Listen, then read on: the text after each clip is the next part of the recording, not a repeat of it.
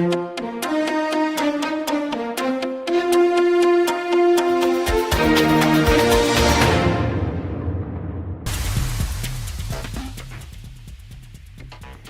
and welcome to the Midday Update. These are the top headlines from our newsroom today. Efforts to import nearly 3 million COVID-19 vaccines by August. Ramadan mood sighting panel to meet on Monday.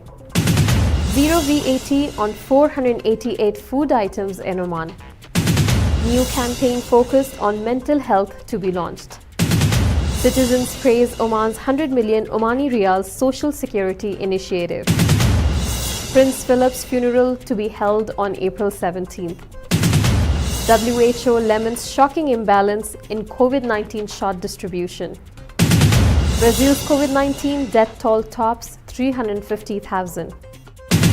4 Indian sailors seal Olympic berths during Musanna qualifiers. These were the top headlines for the day. Let's see how the weather condition looks like in the Sultanate in our weather update. This is Maythan Shikili with today's weather update, and right now I'm inside the TFM studio in Al Khoer.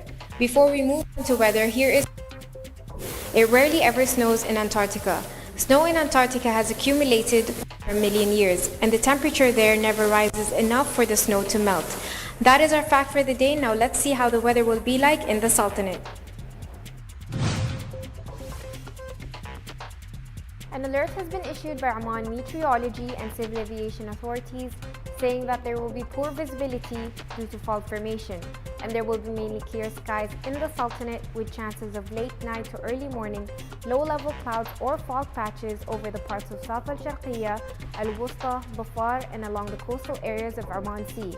And there's also chances of cloud development and isolated rain over Al-Hajar Mountains. And now let's take a look at how the weather will be like in all the governorates.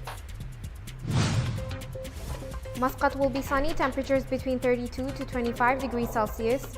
Musandam will be partly cloudy, temperatures between 35 to 26 degrees Celsius. North Al-Batana will be rainy, temperatures between 30 to 25 degrees Celsius. South Al-Batana will be rainy, temperatures between 35 to 21 degrees Celsius. Al-Buraymi will be rainy, temperatures between 38 to 26 degrees Celsius. Al-Dhahira will be rainy, temperatures between 37 to 25 degrees Celsius. Al-Dakhiliya will be rainy, temperatures between 36 to 22 degrees Celsius. North Al-Sharqiyya will be rainy, temperatures between 36 to 21 degrees Celsius. South Al-Sharqiyya will be partly cloudy, temperatures between 26 to 25 degrees Celsius. Al-Wusta will be sunny, temperatures between 37 to 22 degrees Celsius. And Dhafar will be partly cloudy, temperatures between 26 to 19 degrees Celsius. Welcome back to TTV. You're watching Midday Update. Now, before we get into the details of the local stories for the day, let's see how the COVID-19 situation looks like in the Sultanate. In the past 72 hours, the Ministry of Health has announced the registration of 29 death cases due to coronavirus in Oman. This has taken the total death toll in the Sultanate to 1,776. The Ministry of Health has also extended their deepest condolences to the families of the deceased.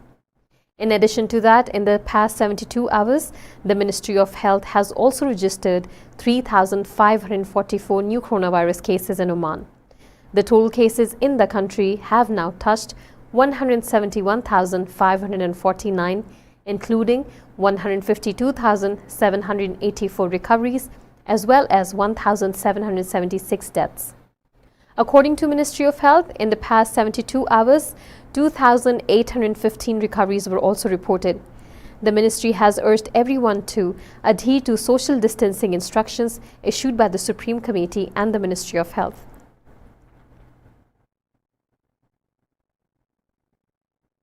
And now from a local desk. The Ministry of Health is looking to administer around 3 million doses of COVID-19 vaccines by the end of August 2021.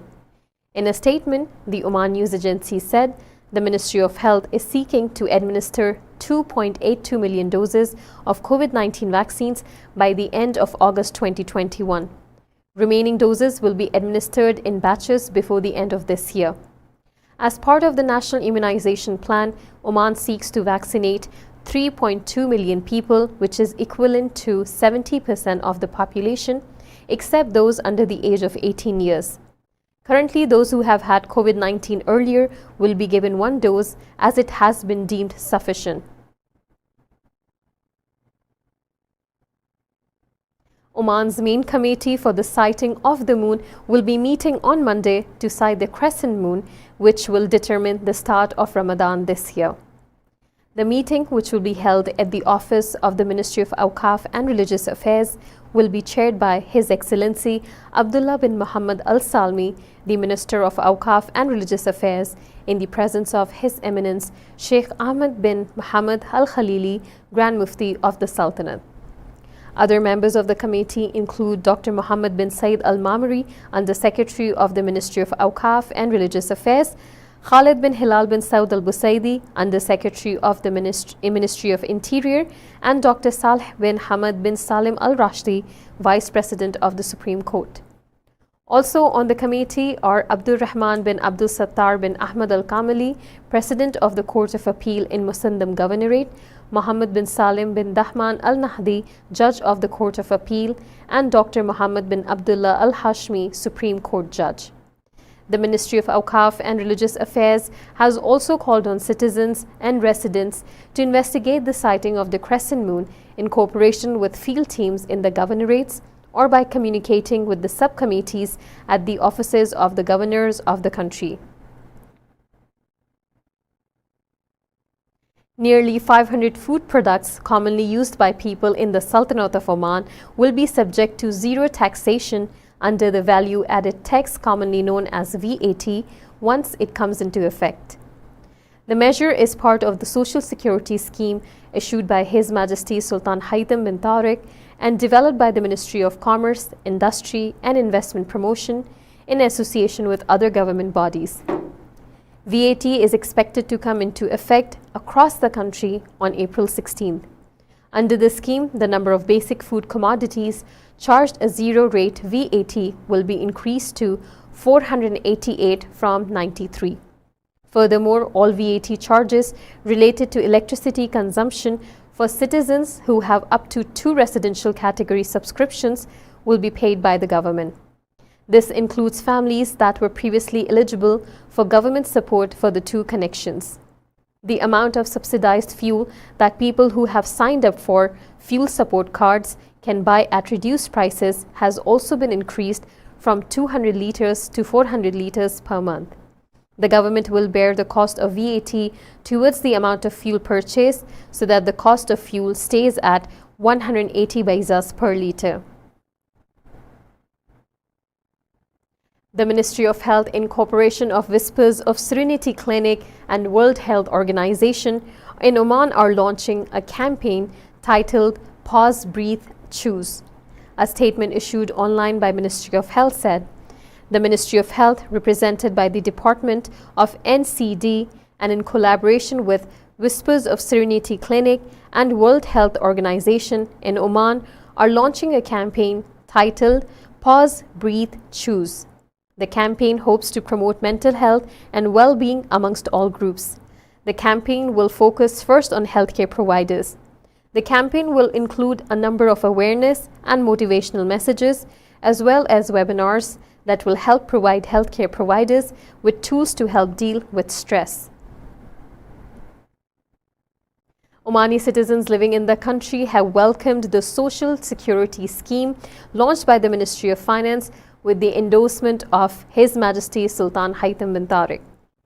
Hilal Al-Amrani, a businessman from Wilayat of Sohar in North Al-Batina, said the initiative showed the efforts being taken by the government to help local businesses during the challenging times of the pandemic. He said that when you find His Majesty issuing these decisions, you realize that our Sultan and the government have great interest in supporting businesses and SMEs to help them overcome the difficulties we currently face. I can only thank His Majesty the Sultan for his support and his confidence and determination in our ability to overcome all the difficulties we experience currently. Adding to this, Muhammad Al-Badi from Wilayat Saham said, "This has come at a time when many of us who have been affected by the coronavirus are in need of such assistance. These decisions by His Majesty are a message to every citizen that although we might be affected by the pandemic, our Sultan displays a keen interest in the welfare of his citizens and Omani society. Among the plans of the Social Security Scheme are improved support to programs run by the Ministry of Social Development to handle cases relating to insolvency and the absolving of debts linked to the soft housing loans program of the Ministry of Housing and Urban Planning for citizens who earn less than 350 Omani Riyals a month. All outstanding dues of citizens enrolled under two initiatives, which includes the Sanat program and the Livelihood Resources program, are also to be written off. Furthermore, through Oman Development Bank, interest-free financial incentives are to be provided to those involved in sales and mobile services, homemakers, taxi owners licensed to operate in hotels and airports, women's empowerment projects, and those employed in the fisheries sector. Emergency financing will also be provided to holders of Riyada cards through the SME Development Authority, while those who have applied for the Job Security Benefits Scheme and meeting its criteria will receive extended benefits. Applications of people that have been received beyond their deadline will also be considered. This extension is to run until the end of 2021.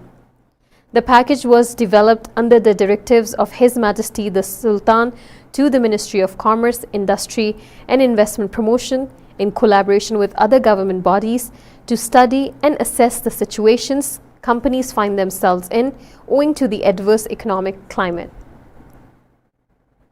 This was all from a local desk. It's time for us to take a quick commercial break, but stay tuned as we have more updates coming your way from our international desk.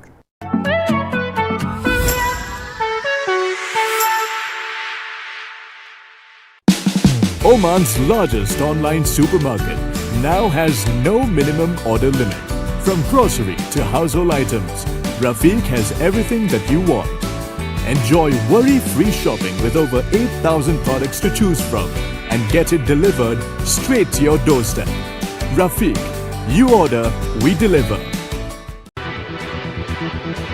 It's about time we kicked COVID-19 out of our lives.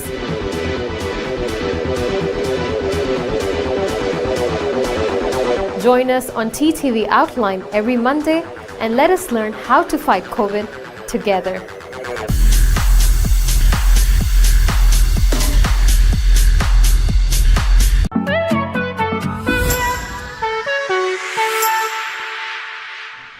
Welcome back to TTV. You're watching Midday Update. And now from our international desk. The funeral of the Duke of Edinburgh will be held at Windsor on April 17, with no public access nor public procession beforehand, a Buckingham Palace spokesman said on Saturday. The event is to be a ceremonial royal funeral rather than a state funeral, which very much reflects the Duke's wishes, a palace spokesman said.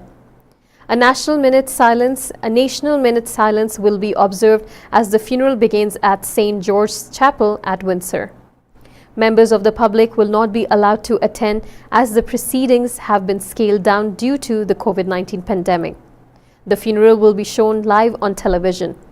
Given the current pandemic restriction, which allows only 30 mourners to attend, the event will be reduced in scale. At this moment, there is no confirmation yet on the rest of the guest list. The Queen has approved the Prime Minister's recommendation that there be 8 days of national mourning to end on the day of the Duke's funeral, the palace said. During the national mourning time, Union flags will remain at half-mast, but the royal standard, which is flown when the Queen is in residence at one of the royal palaces, will be at full mast. The royal family will observe 2 weeks of mourning and royal arrangements will continue, with mourning bands worn where appropriate.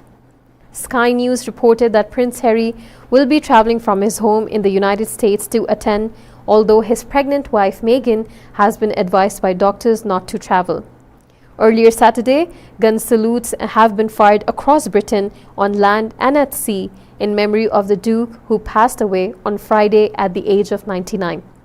The royal family website has asked people not to leave flowers and tributes at royal residences. The website encourages members of the public to consider making a donation to a charity instead of leaving floral tributes. World Health Organization Director Tedros has said that there is a shocking imbalance in the distribution of COVID-19 vaccines for poorer countries. Tedros, during a briefing on Friday, said that out of 220 countries and economies, 194 have now started vaccination and 26 have not. Of those, 7 have received vaccines at could start, and further 5 countries should receive their vaccines in the coming days. He said that leaves 14 countries who have not yet begun vaccines. He also pointed out that on average in high-income countries, almost 1 in 4 people has received a vaccine. In low-income countries, it is 1 in more than 500. COVAX had been expecting to distribute almost 100 million doses by the end of March, but due to a marked reduction in supply, we have only been able to distribute 38 million doses. Tedros said that it was understandable that some countries and companies plan to do their own bilateral vaccine donations by passing COVAX for their political or commercial reasons. These bilateral arrangements run the risk of fanning the flames of vaccine inequity. This is a time for partnership, not patronage. Scarcity of supply is driving vaccine nationalism and vaccine diplomacy, he said. Brazil's COVID-19 death toll has risen to 351,334 after 2,616 new deaths were reported in the last 24 hours, the Ministry of Health reported on Saturday. Meanwhile, the country registered 71,832 new cases, bringing the national tally to 13,445,006, the ministry said. Sao Paulo, the most populous state in Brazil, has also been hardest hit by the virus with 2,635,378 cases and 82,407 deaths. Starting its vaccination process on January 17, Brazil has so far vaccinated 29.5 million people. The South American country has been one of the countries hardest hit by the pandemic in terms of both deaths and cases, second only to the United States. Once again, it's time for us to take a quick commercial break, but stay tuned for more updates from our sports desk.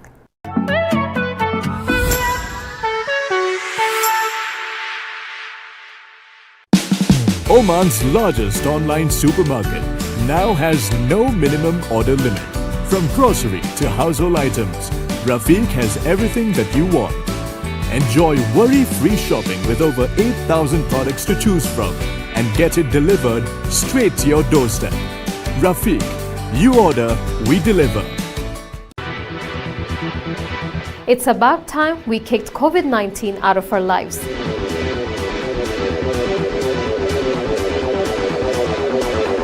Join us on TTV Outline every Monday and let us learn how to fight COVID together.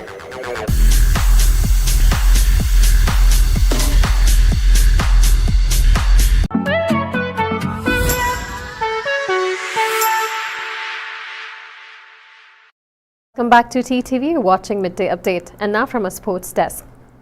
Netra Kumanan became the first Indian woman sailor to book her spot at the Tokyo Olympics, where she will represent her nation along with 3 of her countrymen, all of whom qualified for the prestigious event during the recently held qualifiers in Musanna.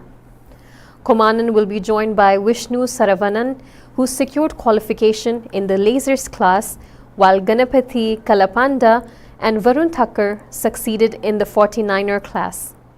Congratulating their sailors on this achievement, the Indian Olympic Association said it was proud of its athletes for conquering the ocean waters. Indian sailors are going to set historic sail for Tokyo Olympics. The statement also added that Netra Kumanan secures a trailblazing qualification for Tokyo 2020, becoming the first Indian woman sailor at the Olympic Games and the first Indian to qualify directly. Congratulations. Vishnu Saravanan, who serves in the Madras Engineer Group of the Indian Army, also received congratulations from the country's armed forces. With this news, we have come to the end of the episode for today, but stay tuned as we'll be back again tomorrow with Fighting COVID your way. Stay tuned and keep watching TTV. You've just heard the live feed from the TTV studios on TFM 95.4. Let's talk.